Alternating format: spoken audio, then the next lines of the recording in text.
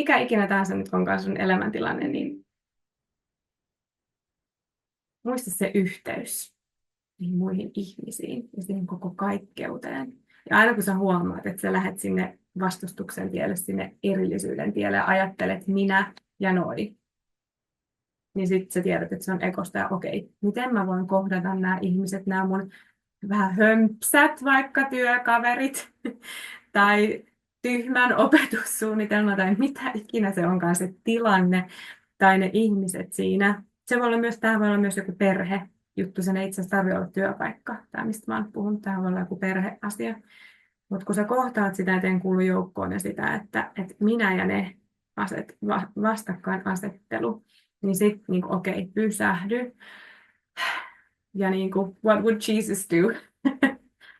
Mitä rakkaus tekisi? Avaa sydäntä niissä kohtaa.